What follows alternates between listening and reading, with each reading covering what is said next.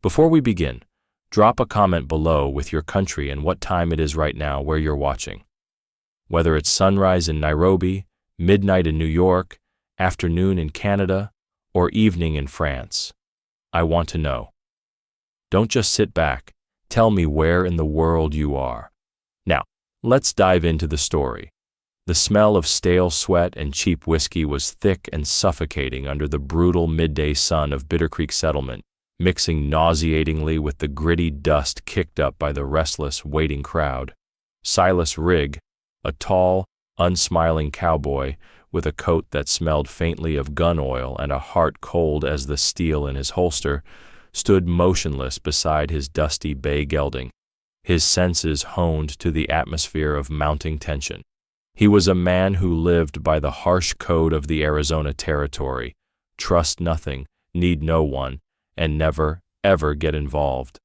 He was only passing through, intent on buying a fresh quarter sack of feed and moving on to the solitude of the high rangelands.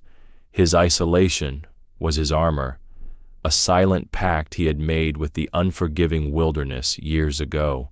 This tiny, miserable town square, with its makeshift auction block, a stack of overturned whiskey barrels, was the last place he wanted to be, yet he couldn't pull his gaze from the terrible, humiliating scene unfolding at its center. The heat was a physical pressure, the tension a palpable weight, and the silent greed of the townsfolk was a suffocating layer of ugliness that made the dry air taste like rust. Standing upon the makeshift block were three figures who embodied a deep, quiet desperation that cut through Silas's self-imposed emotional shield: a woman and two girls. The woman, Alara, was thin and pale, her eyes haunted and fixed on the dry earth, dressed in a faded, threadbare calico gown that offered no protection from the judgmental stares of the crowd. Her hands were clasped tightly together, trembling only slightly, a silent monument to endurance and loss. Beside her stood a girl of about 10 years old, Kaylin, whose small frame was rigid with protective tension, a fierce, silent loyalty radiating from her as she held a blanket-swaddled baby, no more than 6 months old, to her chest. The baby, Jonah, slept peacefully, utterly oblivious to the drama of the crowd, his innocence a heartbreaking contrast to the grim reality of the marketplace. This wasn't a standard auction of livestock or goods. It was a desperate, humiliating transaction arranged by Luther Pike, the town's self-proclaimed sheriff and undisputed petty tyrant, a man whose face was a study in gluttony and casual cruelty, holding a slip of paper that represented the family's outstanding debt. Luther Pike, his voice booming and laced with malicious cheer, slapped the side of the barrel with a heavy, meaty hand, addressing the small crowd of eager, leering men. "Now, listen close, boys. This here woman, Alara, wife of the late, lamented Jebediah Vance and her two fine girls, are currently property of Bitter Creek on account of old Vance owing this county a grand total of $320 for taxes and fees. We ain't cruel, we're just practical. We need that money paid, so we're auctioning off their labor contract for 3 years to the highest bidder. Think of the bargain, men. A capable woman, good with a needle and a kitchen, and 2 sturdy girls for field work. Who'll start the bidding? $200 to take all 3 off our hands and off our ledger." The terms were clear. It was indentured servitude, a thinly veiled form of slavery enforced by debt and desperation, and the raw, casual way Pike spoke of the woman and girls as chattel, as mere tools of labor, was a shock that momentarily cracked through Silas's hardened exterior, making the cold loneliness of his heart suddenly feel vast and hollow. It was in that moment, when the silence stretched thin and the men began to murmur their ugly opening bids, that the 10-year-old girl, Kaylin, made her move. She stepped forward, her small boots stirring a puff of dust on the barrels, her chin held high, in a gesture of impossible, defiant courage, her eyes, the color of clean lake water, fixed on Silas Rigg, the solitary figure standing apart, the one who didn't look at them with lust or greed, but with a detached, clinical intensity that she somehow recognized as less dangerous than the eager hunger of the others. She knew they were being sold. She knew they were facing 3 years of humiliation and endless toil, and with the desperate, instinctive bravery of a creature protecting its young, she gambled everything on the one face that held no familiar cruelty. Her small voice, though strained and dry, somehow cut through the thick air and the auctioneer's droning. The words, simple, raw, and utterly devastating in their emotional weight, stopped the bidding cold, ripping through the transactional ugliness of the moment and landing squarely in the silence that followed. "Can you buy us, mister?" The question hung there, a fragile, desperate plea directed only at Silas, the lonely cowboy. Kaylin clutched the sleeping baby tighter to her chest, her small body trembling not from fear, but from the immense exertion of her plea. Silas Rigg, the man who wanted nothing but to be left alone, who avoided entanglement like the plague, felt the full, sudden force of her clear, trusting gaze. He looked past the child, past the baby, and directly at the woman, Ilara, her head still bowed, her silence more eloquent than any scream. He saw the profound, weary acceptance in the slump of her shoulders, the deep, dark fear lurking just beneath the surface, and in that moment, the silent cowboy, the man who had nothing, looked at the woman, and a tiny, fragile thread snapped inside his chest, tearing open the wound of his long-buried humanity.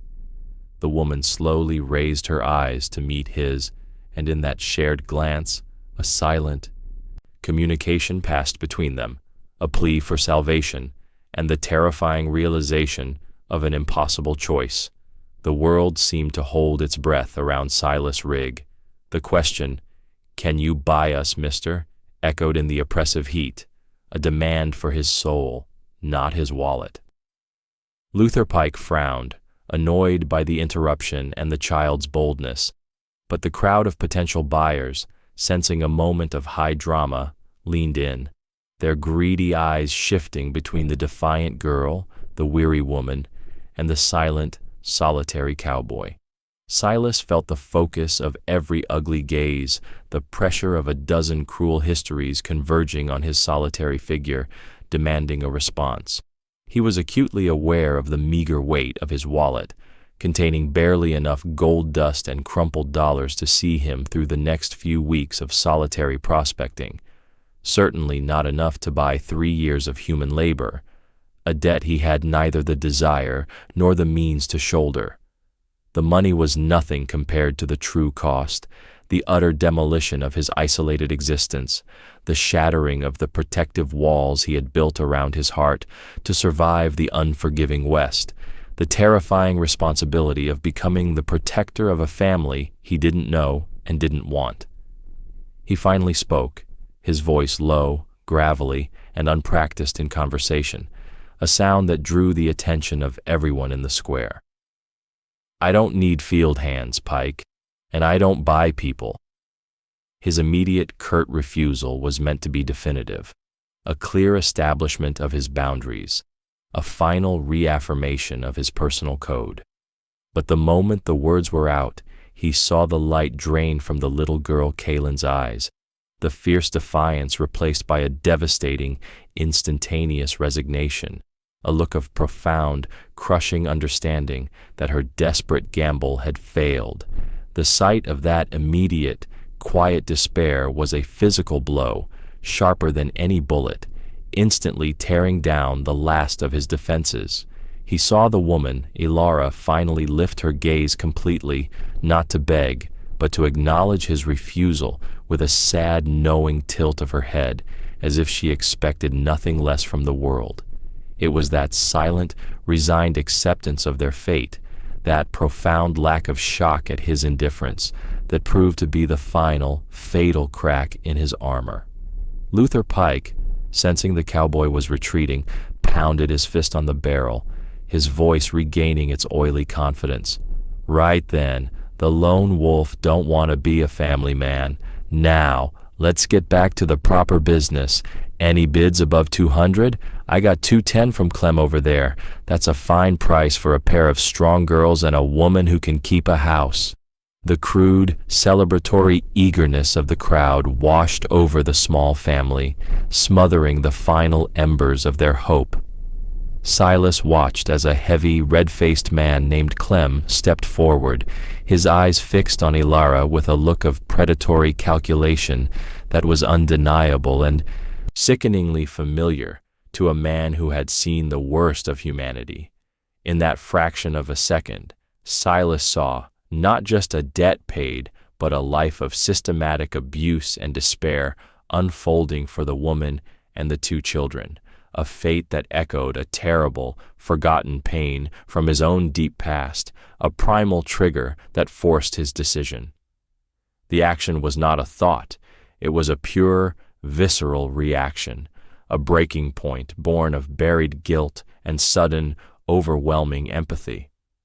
$300 cash, Silas cut in, his voice ringing out, louder and colder than Pike's, silencing the immediate murmur of the crowd and shocking Pike into open-mouthed astonishment. He didn't look at the woman or the children. He focused solely on the hateful face of Luther Pike, his own expression a mask of granite resolve. He knew the bid was reckless, throwing away almost all his capital, but the figure was near the total debt, high enough to stun the other bidders who only wanted cheap labor. Pike stammered, his eyes darting between Silas's unwavering stance and the promise of immediate, debt-clearing cash, the greed in his eyes quickly overcoming his confusion.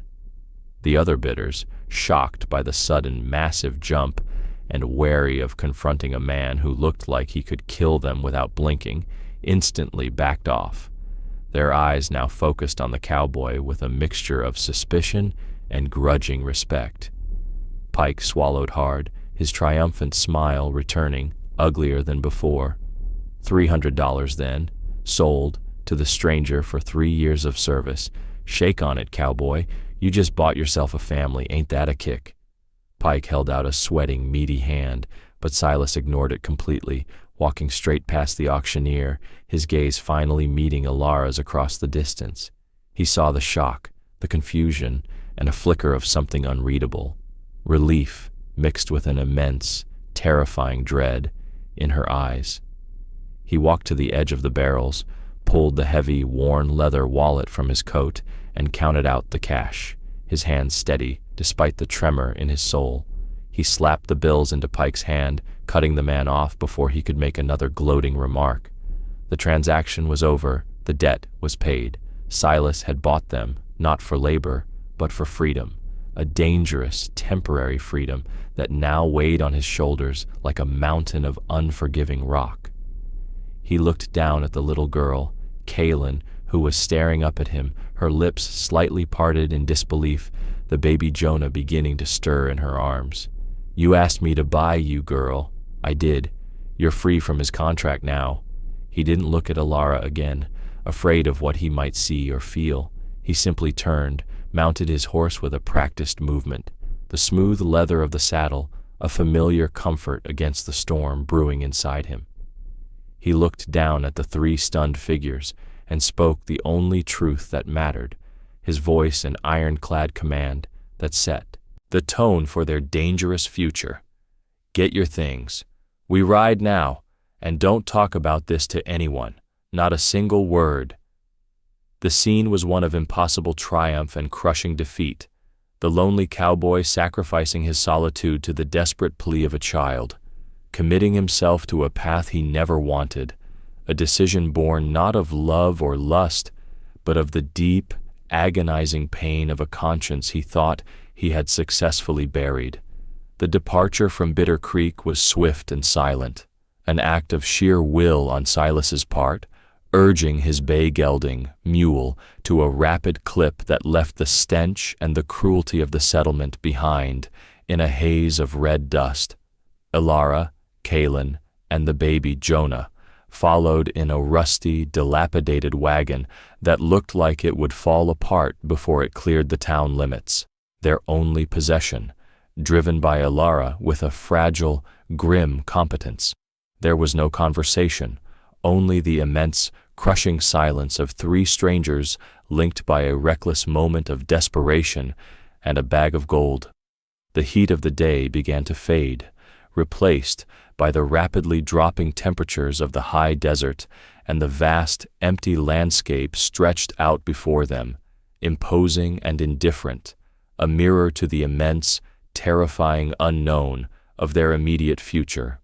Silas kept his distance, riding 20 yards ahead, his body rigid, his profile unreadable, a physical manifestation of the emotional wall he was desperately trying to rebuild. The mystery of their rescue, and the unspoken tension it created, was a palpable entity in the wagon. Ilara, guiding the tired, sway-backed mare with practiced hands, risked a stolen glance at her rescuer. He was rugged, his features sharp and weathered, carrying the unmistakable air of a man constantly prepared for trouble, but his hands, resting lightly on the reins, were surprisingly careful, betraying a deep, submerged tension. She knew the truth that Silas didn't dare speak. The debt he had paid only bought their freedom from the contract, not from her dead husband's creditors, a far more dangerous collection of men who had leveraged Jebediah Vance into ruin.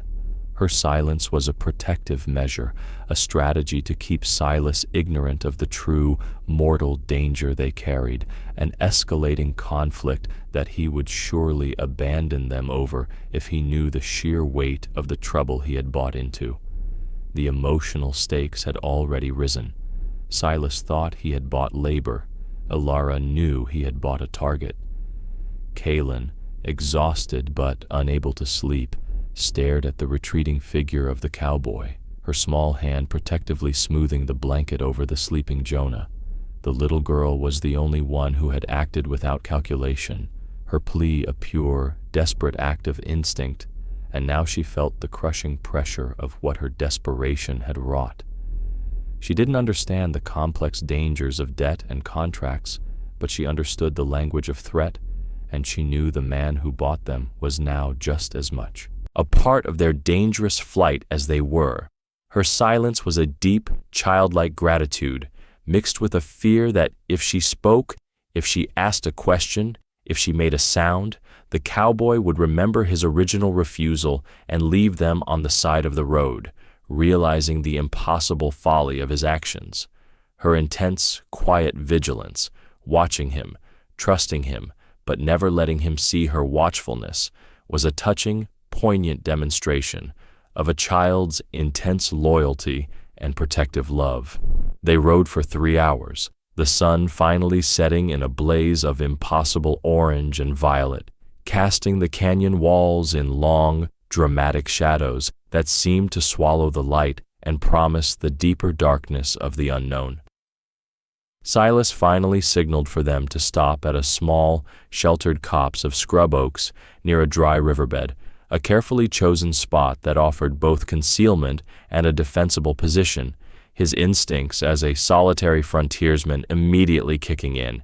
He dismounted, his movements still clipped and efficient, immediately setting about the necessary tasks of survival, unsaddling mule, gathering wood, building a small, smokeless fire, his silence a heavy physical presence that filled the small space. He never looked at them, only spoke in terse, necessary commands. Water's in the canteen, don't waste it. Fire'll warm your hands. Keep the baby quiet. His actions were not those of a hired hand or a savior, but of a reluctant protector who resented the burden but could not abandon it. Ilara finally found her voice, a dry, reedy sound that betrayed her exhaustion and fear, realizing that the truth, however dangerous, could not be held back entirely if they were to survive the night. Mr. Thank you. We are eternally grateful for what you did, but you misunderstood. We aren't field workers, My husband was a cartographer.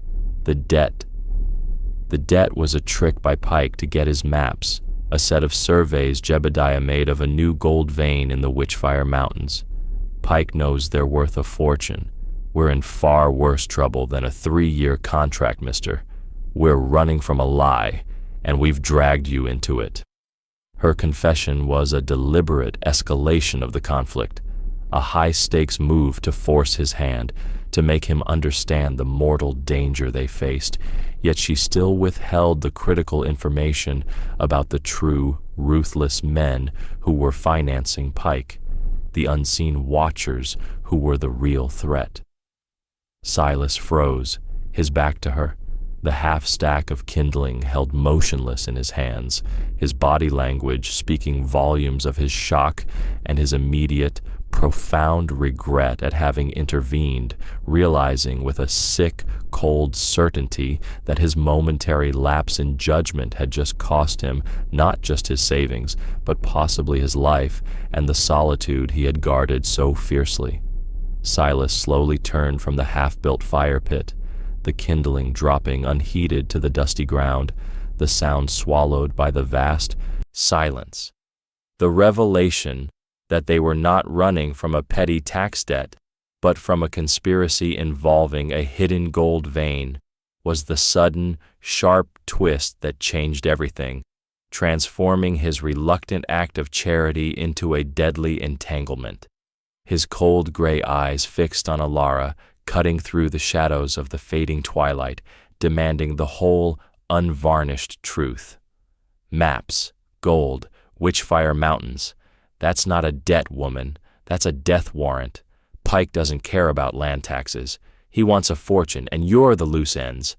Tell me everything now, or I'll ride out and leave you to figure this out with your cartographer husband's ghost. His threat was not idle. It was raw, honest desperation, the voice of a man fighting to reclaim his solitude from the jaws of a danger he was ill-equipped to face, a primal urge to survive overriding his momentary conscience. Alara knew the threat was real, and the time for half-truths was over, though she still carefully guarded the name of the real power behind Pike. She quickly reassured Kaelin, who had pressed Jonah closer to her chest, her small body trembling with a renewed fear that the cowboy would leave them, and then spoke, her voice low and urgent, outlining the treacherous reality they faced. My husband, Jebediah, spent a year surveying the Witchfire Range, charting every fissure and hidden spring. He found a massive, unworked placer deposit, a vein so rich it could finance a small territory. He didn't trust Pike or anyone else in Bitter Creek, so he kept the maps hidden, waiting for a safe passage out. Pike found out, cornered Jeb, demanded the location. When Jeb refused, Pike arranged his accident, a fall from a scaffold. The official death was a broken neck, but the rope was frayed before he climbed. Pike didn't get the maps, so he leveraged the tax debt to claim the family, hoping to squeeze the location out of me. The story was a devastating blend of betrayal, murder, and greed, an all-too-common tragedy of the unforgiving frontier, instantly deepening the emotional stakes for Silas. The detail about the frayed rope struck Silas with a cold, terrifying clarity, hitting an internal trigger of deep-seated trauma that Lai couldn't know. He understood the brutality instantly. It wasn't a sudden, passionate killing, but a cold, calculated act, disguised as an accident, a method favored by those who operated with a veneer of legality, the type of evil that was far more dangerous than any common bandit. His mind, already working through the tactical implications, instantly saw the trap. Pike wouldn't stop, and he wouldn't send a simple deputy. He would hire professional hunters, men skilled in tracking and silence, to follow the family's flight. He was no longer running from solitude. He was running for their lives, his path forward now completely dictated by the desperate, fragile hope of a map he hadn't even seen. Where are the maps, Alara? You didn't bring them with you. Pike would have searched you before the auction. Alara offered a small, grim smile, a tiny moment of triumph in her misery, and revealed the first piece of necessary, vital information, the unexpected twist that made her and the children the ultimate prize. He only searched the wagon. The map isn't on paper. It's etched into the back of a silver locket, a cheap thing Jeb gave me years ago. Too small for Pike to notice, too precious for me to part with. She reached into the neck of her dress, pulling out a small, tarnished silver locket on a fine, almost invisible chain, turning it over to show the intricate, tiny lines scratched into the back.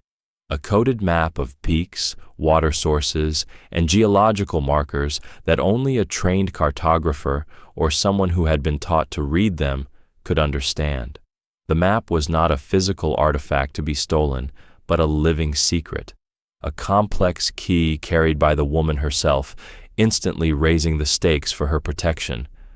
This unexpected turn, the map being a coded etching, made Alara the physical manifestation of the treasure. Silas took the locket, his rough fingers carefully tracing the minute lines etched into the cool metal, his gaze shifting between the cryptic symbols and the vast, dark emptiness of the Witchfire Mountains looming on the distant horizon. He was a survivor, a former military scout with a keen eye for terrain and a mind trained in reconnaissance, and though the etchings were foreign, he recognized the underlying logic of the cartography. He realized that this map wasn't just a guide to gold, it was Alara's only defense, her true currency, the reason Pike hadn't killed her outright. Pike needed the secret knowledge trapped inside her memory. You told Pike you don't know how to read it, didn't you? That it's just nonsense to you. That's why he auctioned you off. He thinks servitude will break your will, force the location out of you when starvation and humiliation fail. His statement was not a question. It was a realization of Pike's calculated cruelty, and Alara's confirmation was a silent, tearful nod. He handed the locket back to her, the temporary touch a transference of responsibility, a silent confirmation of their new, terrifying partnership. The time for indecision was over, the moment of retreat long past, replaced by a singular, focused objective. We're going to the Witchfire Mountains, Alara, not to find the gold, but to disappear. Pike will think we're running, and he'll send hunters after the gold. We'll lead them in the wrong direction, use the terrain to our advantage, and bury ourselves so deep in those canyons, he'll never find a trace of us. But first, you have to tell me the real danger, the man behind Pike. Pike is just a dog barking for his master. Who is the master? His focus was absolute, demanding the complete, final surrender of the truth, knowing that the identity of the true creditor was the single piece of information that would determine whether they lived or died, escalating the emotional contract between them to a matter of life and death. Their only chance for survival resting on their complete, mutual honesty. The silence that followed Silas's question was heavy, fraught with the immense, terrifying responsibility that Alara was about to transfer onto the lonely cowboy's broad shoulders. She looked at the earnest, desperate trust in Kalen's eyes, then back to the granite resolve in Silas's face, knowing that giving him the full truth might make him leave, but withholding it would certainly kill them all. She swallowed the dryness in her throat, the shame and fear momentarily forgotten in the face of absolute necessity, and spoke the name that had haunted her sleep for months, a name that carried the weight of power, railroads, and purchased lawmen. It's Thaddeus Rook, mister. Pike is just his local dog. Rook is a major land speculator, buying up the territory along the new rail line, and he needs the gold from the Witchfire to finance his claims against the government. He's not a bandit. He's an investor who uses hired killers. He's meticulous, rich, and ruthless. He orchestrated the whole thing, the tax debt, Jebediah's death, all to get his hands on the largest unchartered gold deposit in the territory. I kept his name secret because I knew if you knew the true power we were running from, you would have ridden away faster than the wind, and I couldn't blame you." Her voice was strained, the admission of final, painful surrender of her last defense, instantly raising the stakes from a local feud to a full-blown war against the corporate elite of the West, transforming Silas's rescue into a commitment far beyond any 3-year contract. Silas didn't flinch at the name. He simply took a long, slow breath, the cold desert air seeming to sharpen the edges of his grim determination. He knew of Thaddeus Rook, a name synonymous with ruthless expansion and cold-blooded acquisition, a man who saw land and lives as mere line items on a balance sheet. The realization that he had stepped into a high-stakes conflict against a man with unlimited resources and no conscience settled over him like a shroud of freezing steel. He knew Rook wouldn't send simple ruffians. He would send professional hunters, men skilled in silent tracking and decisive execution. Silas immediately began to work, his movements clipped and focused, his mind already calculating the tactical risks of their sudden, dangerous partnership. Rook is thorough. He'll have men on every trail out of Bitter Creek by dawn. We can't take the wagon. It's slow, loud, and leaves a track a blind man could follow. We're leaving everything but essentials and the horses. We head for the high plateaus. It's too cold, too rough, and too far for his men to risk a rapid pursuit, giving us a day, maybe 2, before they pick up the trail. But, Elara, listen close. From this moment on, you are the map. You speak the truth, no more half-truths. Our survival depends on every detail of that locket. He was interrupted by the subtle, almost imperceptible sound of a dislodged stone rolling down a distant ridge, a sound that any ordinary man would dismiss as the wind or a coyote, but which, to Silas's trained ear, was the clear, unmistakable signature of an approaching, heavy-footed tracker. The silence that had followed Elara's confession was shattered by the raw, cold reality of imminent danger. "They're here," he stated, his voice a low, urgent rasp, his hand dropping instantly to the familiar cold grip of his holstered Colt Peacemaker. "They found the tracks of the wagon leaving town faster than I thought. Pike must have a line of sight on the trail." The sudden, sharp escalation transformed their camp from a place of fraught conversation into a deadly trap. Kaylin gasped, her small body convulsing with a silent sob, but the baby Jonah, as if sensing the sudden stillness of the adults, remained quiet. The wind picked up, swirling the dust around them, obscuring the view, but also amplifying the sounds of the approaching danger, giving Silas only minutes to execute a desperate, high-risk escape plan. The shift to action was immediate and frantic, a necessary violence against the settled calm of the evening. Silas ordered Elara to quickly gather the remaining food and the most essential blankets, tearing his dark canvas coat into strips to muffle the horses' hooves. His new strategy was simple. Lead the trackers to believe they were heading in a completely different direction, buying them crucial hours. He smeared the underside of the wagon's axles with oil, deliberately setting a false, unmistakable scent trail leading east, away from the Witchfire Mountains. He worked with a cold, desperate efficiency, knowing that the slightest hesitation would cost them their lives. Kaylin, seeing the urgency, immediately moved to help, silently stuffing dried rations into saddlebags, her fear transformed into a fierce, focused assistance, demonstrating a resilient fortitude that impressed Silas despite his preoccupation. The wagon, the symbol of their old life and the anchor of their flight, was now a necessary sacrifice, left behind as a decoy, a temporary offering to the inevitable hunters.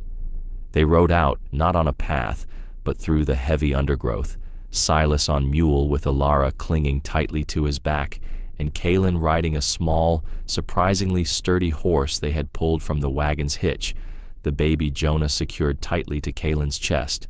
They rode hard and fast into the deeper shadows of the canyon, their forms quickly dissolving into the vast, indifferent darkness of the desert night. As they crested a low, rocky rise, Silas risked a final glance back. In the dying light, he saw the flickering, distant glow of lanterns at their abandoned campsite, the shapes of 3 mounted men dismounting, their dark figures silhouetted against the meager light, confirming the chilling reality of the immediate pursuit. He turned his face forward, pushing the horses harder, his promise to Ilara and Kalen a silent vow whispered into the swirling dust. I should have left you there, but I didn't, and I won't leave you now. But understand this, we are no longer running from a contract. We are running from Thaddeus Rook, and he will not stop until he has the map, or we are dead. The simple repetition of his commitment, delivered amidst the chaos, was the only emotional comfort Lai had, a terrible, beautiful promise that bound the lonely cowboy to the fate of the woman and her children. The first day and night of their flight were a grueling, silent trial, a desperate blur of riding and hiding in the merciless, escalating terrain of the Witchfire Mountains.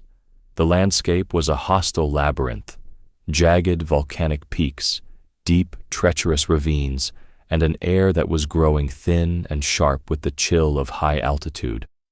Silas's strategy was pure misdirection, leading the trackers on a convoluted, confusing trail, deliberately leaving false signs and using every trick of his scout training to mask their true course. Ilara, clinging to him on mule, was a profound, silent weight, her exhaustion obvious, but her resolve mirroring his own. She understood that her life and the lives of her children were now entirely dependent on the decisions of this solitary, emotionally guarded man, and she dared not weaken or complain. The silent support and the inherent trust she placed in his skill was a powerful, unspoken motivator for Silas, who found himself protecting them with a fierce, almost territorial dedication. The most profound, defining shift in their dynamic occurred that morning. They had to share the map. Resting briefly behind a granite outcrop that offered a sweeping, defensible view of the valley below, Silas ordered Ilara to decipher the cryptic etchings on the locket, translating the terrain features into a functional, navigable route. Ilara's quiet, meticulous explanation of her late husband's cartographic language, the meaning of the double-scored lines, the subtle difference between a shaded pool and a seasonal seep, the magnetic deviation of the iron-rich stone, was a moment of immense, unexpected intimacy. Silas, the man who communicated only in commands, was forced to listen, to trust her knowledge completely, his military training bending to the specialized expertise of a cartographer's wife. The process was slow, painstaking, and required them to be physically close, their heads bent over the tiny silver locket, their breaths mingling in the cold air, their minds linked by the necessity of survival, a fragile intellectual bond forming where no emotional one had been allowed to take root. As they studied the map, Ilara revealed another piece of the truth, a small, chilling detail that escalated the emotional stakes for Silas. The gold isn't the only reason Rook is after the map. Jeb's survey contained information on a protected canyon, a sacred Ute burial ground. Rook intends to mine through it, destroying the site to get to the vein faster. Jebaiah refused to include that route on any public record. That's the real reason Rook had him killed, for his conscience, not just his refusal. The revelation that the struggle was not just about money, but about an act of profound cultural desecration added a new moral weight to Silas's burden. He was no longer just protecting a family from debt. He was protecting a sacred memory from a greedy, ruthless machine. This moral weight resonated deeply with Silas's own buried past. a tragic episode from his time as a young scout that involved a betrayal of trust and an unforgivable consequence, a deep internal trigger that tied his fate to Alara's mission in a way he couldn't yet articulate. Midday brought the chilling confirmation that the hunters were closing the gap. Silas, perched on a high ridge, saw the three riders far below, their movements as quick and focused as those of a pack of wolves.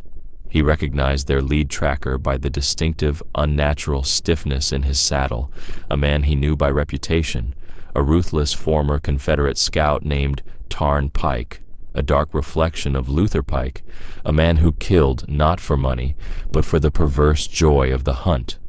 Tarn Pike wasn't fooled by the false trail. He was moving with uncanny certainty, reading the subtle signs of broken brush and displaced pebbles with an expertise that matched Silas's own. The realization was a devastating blow. They couldn't outrun or outwit a hunter of Tarn's caliber for long. The immediate need for a physical, dramatic pattern break, a confrontation, became terrifyingly clear, but Silas knew he could not risk Kaylin and the baby in a direct fight. He made the necessary, devastating choice. He had to separate from the others, to buy them time. Stopping abruptly in a narrow, shale-lined canyon that offered limited visibility, he dismounted and explained his plan to Alara, his voice low, urgent, and final. "We are too slow. I need to lead Tarn Pike off the main trail. You and Kaylin will continue on the route Jebiah etched, the hidden Fisher path. It's tight, treacherous, and requires you to lead the horses through on foot, but it will hide your trail completely for 5 miles. I will take Mule and cut east, creating a false, irresistible trail for Tarn to follow. When I've led him far enough, I'll double back." Alara's eyes were wide with a renewed, cold terror.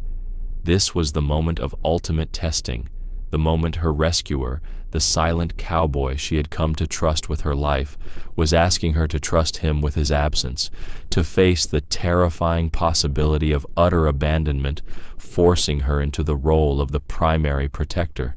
The emotional climax was the exchange of a single, cold glance, her fear, and his ironclad promise to return. The separation was agonizingly sharp and swift, an act of brutal necessity that felt like a deliberate tear in the fragile fabric of their alliance. Silas left Alara with a terse, final instruction. "Don't stop for anything. Trust the map, trust your memory, and trust no sound but the silence." He pressed a handful of essential ammunition and the small, heavy weight of his spare Navy Colt into her hand, a final transfer of protection, a physical manifestation of his commitment to return. The look in Alara's eyes as he turned Mule and rode hard into the barren, rock-strewn expanse, away from the hidden Fisher, was a devastating mixture of fear, determination, and a raw, unvoiced plea that he not abandon them. Kaylin, equally stoic, simply nodded, the baby Jonah miraculously quiet against her shoulder, taking the reins of their horse and leading them into the shadowy mouth of the fissure. A seam in the earth that looked more like a grave than a pathway, her small figure resolute in the face of immense danger, stepping into the role of the second in command, a silent guardian of the family's fate. Silas rode for hours, pushing Mule to the limit, deliberately leaving a trail that was irresistible to a tracker like Tarn Pike. A broken branch here, a displaced stone there, the clear, unshod prints of a lone horseman fleeing desperately. He was not trying to hide.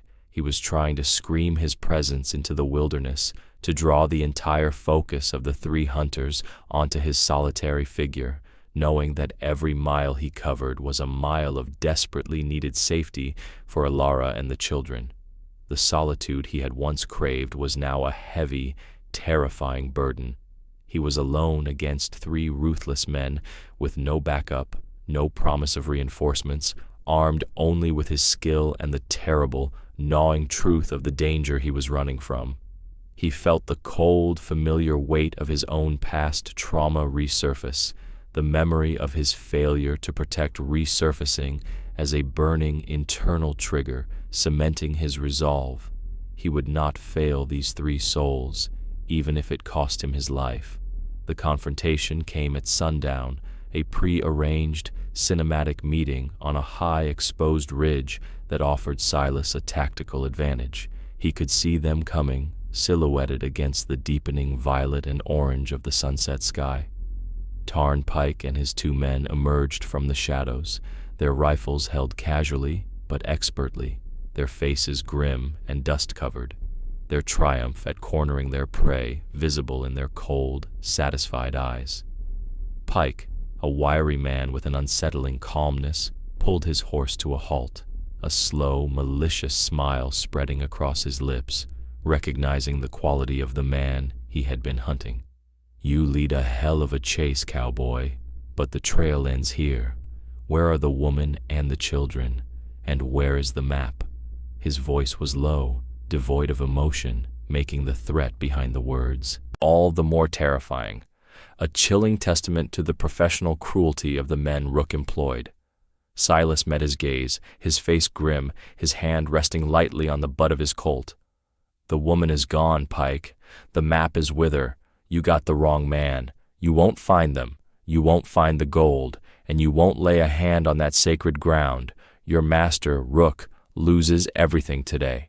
His statement was a pure, emotional bait, a direct challenge to Tarn Pike's competence and his loyalty to Thaddeus Rook, designed to trigger the very personal, ruthless intensity that defined the hunter.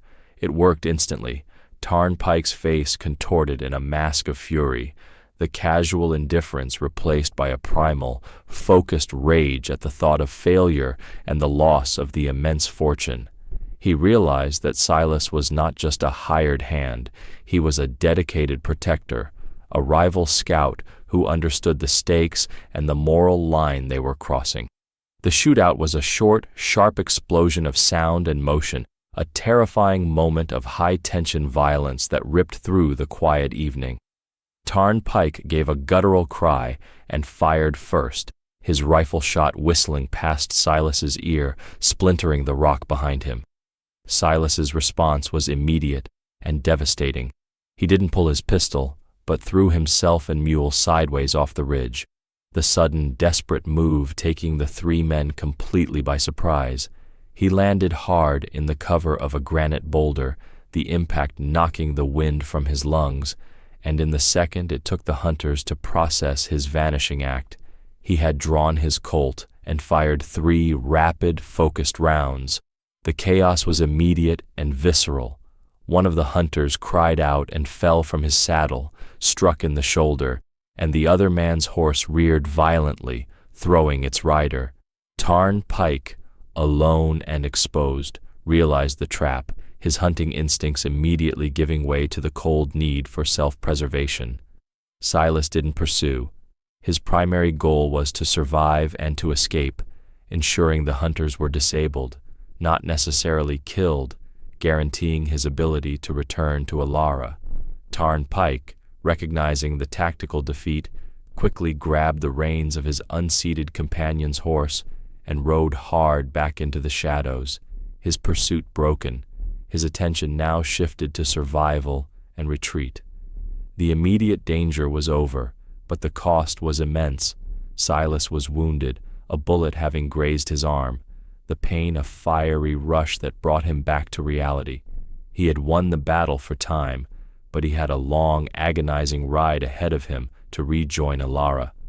As he bandaged his arm with a strip of leather from his saddle, he looked toward the hidden fissure, the direction of Alara and the children, and began the long, painful journey, his only thought now focused on keeping his promise. He would not leave them alone in the dark. The rendezvous was a reunion of profound relief and renewed tension, taking place 2 hours before dawn at the AE pre-agreed location, an isolated, freezing spring marked by a distinctive, lightning-scarred juniper tree. Alara and Kalen had navigated the hidden fissure perfectly, their small horse exhausted but resolute, their hands and faces smeared with dirt, but their eyes alight with the triumph of their shared, isolated survival. When Silas finally staggered into the clearing, wounded, exhausted, and bleeding from the graze on his arm, the relief that washed over Alara was so intense it almost buckled her resolve. She saw the dust, the blood, and the unmistakable signs of a desperate fight, and the terrifying knowledge that he had faced 3 men alone to protect them was a heavy, defining weight on her soul, a debt she knew she could never truly repay.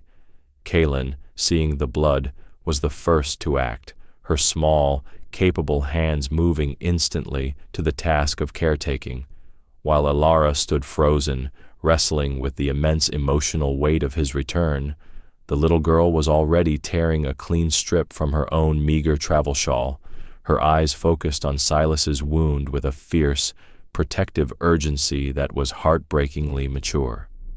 She helped Silas clean the abrasion with cold spring water and bound it tightly, her small fingers working with a dedication that mirrored the intensity of her initial plea back in Bitter Creek.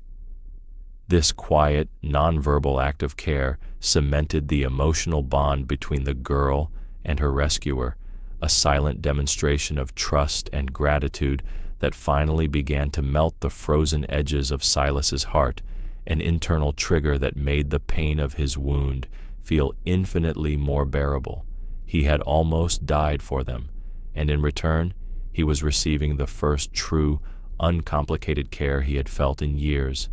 Alara finally spoke, her voice thick with exhaustion and emotion, her eyes meeting his across the flickering light of the carefully contained fire. "You faced them alone, all 3. Why, mister? You could have ridden away. You had the chance." Her question was not one of judgment, but of profound, necessary understanding, a final demand for honesty that transcended the simple transaction of the rescue. She needed to understand the man who had traded his solitude for their lives. Silas looked past the flame at her, seeing not a target or a burden, but a woman of immense resilience and courage, a woman who carried the secret to a moral debt he felt compelled to pay. He didn't offer a lie about duty or courage. He spoke the quiet, raw truth, allowing her a final, vulnerable glimpse behind his protective walls. "I served in the war, Alara, not for the flag, but for a paycheck. I led a patrol into a canyon once, years ago. I left a man behind when the fighting got too hot. He was a good man, wounded, left for the wolves. I told myself I was saving the others, but I was running. His name was Jonah, and for years, every time I close my eyes, I see the look on his face. When your girl, Kaylin, asked me to buy you, when she looked at me with that absolute trust, holding your baby, Jonah, I saw my failure. I can't save the dead, Alara, but I can damn sure save the living, and I will not leave you to the wolves." His confession was a devastating emotional pivot, a profound revelation of his buried guilt and the sacred commitment that now anchored his every action, an internal trigger that explained his impossible, reckless courage. The name of the baby, Jonah, was the repetition with a terrifying payoff, cementing the emotional logic of his choice, transforming the baby from a simple burden into the living, breathing symbol of Silas's redemption. Alara's eyes filled with tears, not of pity, but of a deep, resonant comprehension, realizing that their chance encounter was a profound twist of fate, a confluence of 2 broken histories finding a shared, desperate purpose. She reached out and touched his wounded arm, a gesture of shared understanding, a silent acknowledgement of his sacrifice. "You're not alone now, Silas. None of us are. Tarn Pike will report to Rook. Rook will think the map is still with you, or lost. He won't stop. He'll send a final, overwhelming force, a strike to secure the area and eliminate all witnesses. We have to finish this now, before they can mount that final attack." The emotional beat had shifted from confession and healing back to the urgent, escalating demands of survival, cementing the shared, mutual necessity of their bond. The final, high-stakes strategy began to form in the cold, pre-dawn air. They had to use the hidden gold vein, the very object of their pursuit, not as a treasure, but as a trap. Elara drew the map on the dust with a stick, showing Silas the exact location of the vein, a narrow, defensible entrance to a deep canyon known as the Serpent's Coil. "We can't run anymore, Silas. We have to lead Rook's final strike force to the Serpent's Coil. If we destroy the entrance, collapse the tunnel, the gold is buried forever, and the sacred ground is protected. Rook will lose his fortune, his reason for the murders, and his motivation for the hunt. We end the pursuit by eliminating the prize itself." The audacity of the plan, sacrificing the treasure to win their freedom, was the final, powerful escalation, a shift from constant flight to a single, decisive act of defiance, leading to the ultimate, necessary, violent climax. The final, desperate ride toward the Serpent's Coil Canyon was undertaken under a pale, unforgiving sun, the sky a cold, stark canvas over the peaks. The three of them moved with a grim, focused efficiency, the long journey having stripped away all excess emotion, leaving only the hard core of their shared will. Silas rode ahead, his wounded arm throbbing, but his mind sharp and focused on the tactical advantage of the Serpent's Coil, a narrow box canyon, defensible at its mouth, with unstable rock formations above the entrance that Elara assured him were perfect for a controlled collapse. Elara and Kaelin followed close behind, the baby Jonah their silent, vulnerable cargo, their faces set in masks of determined resignation, knowing that this final confrontation would determine whether they lived as free people or died as another of Thaddeus Rook's silenced secrets. As they reached the canyon mouth, a dark, ominous slit in the towering granite, they found the devastating confirmation of Elara's foresight, a final, overwhelming strike force. Not 3 men, but 10, riding hard, led by a figure in a tailored dark coat that announced his authority, Luther Pike himself, now armed and accompanied by a small army of Rook's hired guns. They were too late. Pike, anticipating the move toward the gold, had doubled back, arriving just before them, sealing the canyon entrance. The tension was an immediate, crushing physical weight.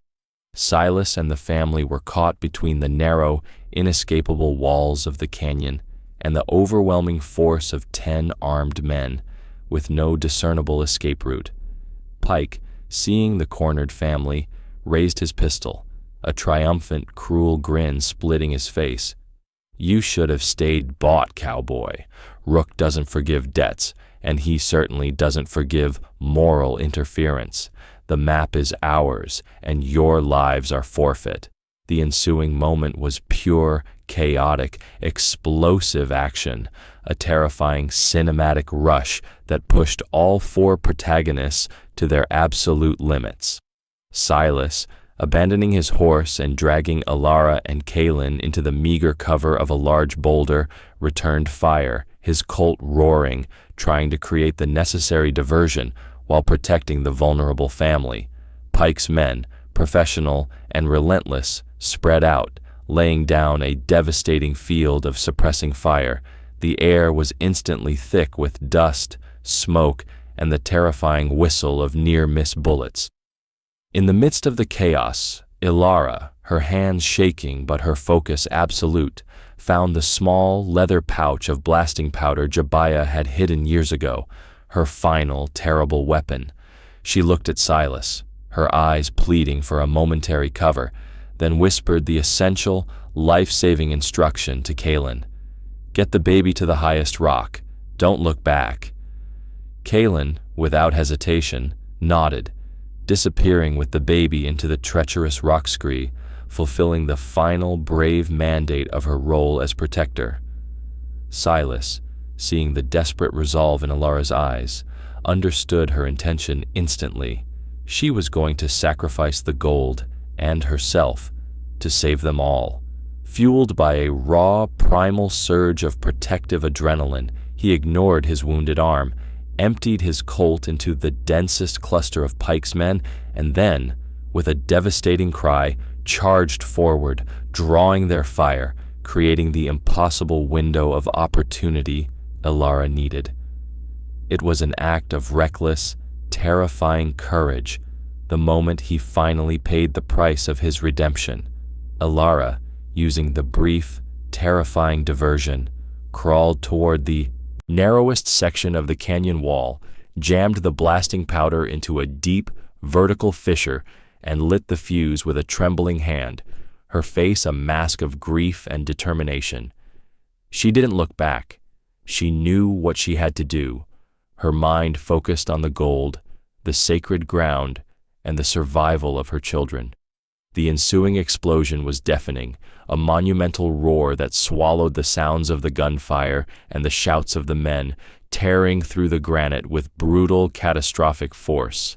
The narrow canyon entrance instantly crumpled, a massive rock slide of shale and granite cascading down, completely burying the main entrance of the Serpent's Coil, eliminating the gold, the canyon, and the entire fortune of Thaddeus Rook in one violent, definitive act. The force of the explosion sent a shockwave through the canyon, throwing dust and debris everywhere, blinding and disorienting the remaining attackers, and throwing Silas violently backward, knocking him unconscious against a rock.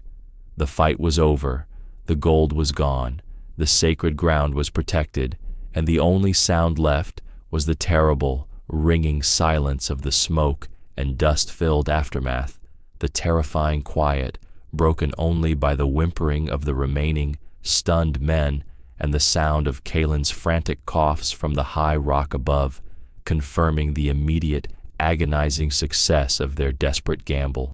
The silence of the final dawn was complete, the oppressive pressure of the pursuit finally lifted, replaced by the profound, deafening quiet of victory and immense exhaustion. The Serpent's Coil Canyon was sealed, a permanent tomb of rock and buried gold, the smell of gunpowder and shattered granite hanging heavy in the cool morning air. The remaining hunters, stunned and demoralized by the loss of their prize and the sudden definitive end to their mission, had gathered their dead and wounded and ridden away, their only loyalty to the vanished gold, their master's ultimate command now impossible to fulfill.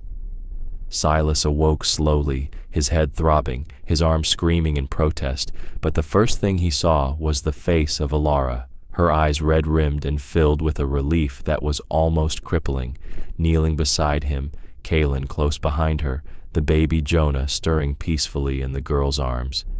The emotional core of the finale was the quiet reunion of the four souls, the shared experience of surviving the impossible, forging a bond stronger than any contract or blood tie. Ilara, her voice hoarse from the smoke and the scream of the explosion, helped Silas sit up, gently checking his head wound. "The gold is gone, Silas. Rook has lost everything. The mountain held. We're safe." Her words were a statement of finality, an end to the fear and the running, and Silas understood that his debt, his sacrifice, and his promise had been paid in full. He looked up at the immense, sealed entrance of the canyon, now a monument to their defiance, and felt the weight of his guilt and his solitude lift, replaced by a quiet, simple sense of purpose and belonging that he hadn't known since his days as a young scout. He had saved the living, and in doing so, he had finally redeemed the dead. Silas, despite his pain, managed a small, genuine smile, the first one Ilara had ever seen, a sudden warmth that lit up his weathered face. He looked at Kalen, who was holding the sleeping Jonah, and reached out, his wounded hand touching the little girl's shoulder in a gesture of paternal pride and mutual respect. "You did good, Kalen. You were a good protector. The map is safe, and so is the sacred ground." The small, fierce girl nodded, her eyes shining with the validation of her strength, her small, desperate plea from the auction block now resolved in the dignity of her actions. The story had successfully fulfilled the character arc of all three protagonists: Alara, from weary victim to decisive protector; Kaelin, from desperate beggar to capable guardian; and Silas, from lonely avenger to integrated family figure. The final question hung in the quiet, hopeful air, a gentle nudge toward the future. "Where do you ride now, Silas?" Alara asked, her eyes searching his, no longer pleading for help, but simply asking for his choice. The original contract, the 3 years of servitude, was a faded joke, replaced by the unspoken, unwritten contract of their survival. Silas looked at the vast, open desert, the familiar horizon of his past solitude, and then back at the 3 people who were now his future, the people who had healed the deepest wounds of his soul. He didn't hesitate. He knew the life of a lonely cowboy was over. He pulled a small, worn piece of parchment from his coat, the official signed contract from Luther Pike, the paper that claimed their service. He held it over the smoldering embers of their small morning fire, watching as the paper curled, blackened, and turned to ash, the last vestige of their humiliation and debt consumed by the flame. "I don't ride alone anymore," he said, his voice low, firm, and finally free. "Thaddeus Rook will be ruined. Bitter Creek is done with. There's a small, empty ranch house near the North Fork of the Salt River. It's quiet, it's far, and it's defensible. We have the horses, we have enough supplies, and we have the will. We'll build a life there, a good one, on the strength of our own hands." The resolution was complete, the final, definitive choice of the lonely cowboy to embrace life, purpose, and the unexpected family he had bought, not with money, but with the painful, necessary sacrifice of his solitude. He stood up, towering over the family, and without another word, he gently took the reins of their horse, beginning the final walk toward the sun-drenched horizon, the symbol of their new, hopeful beginning.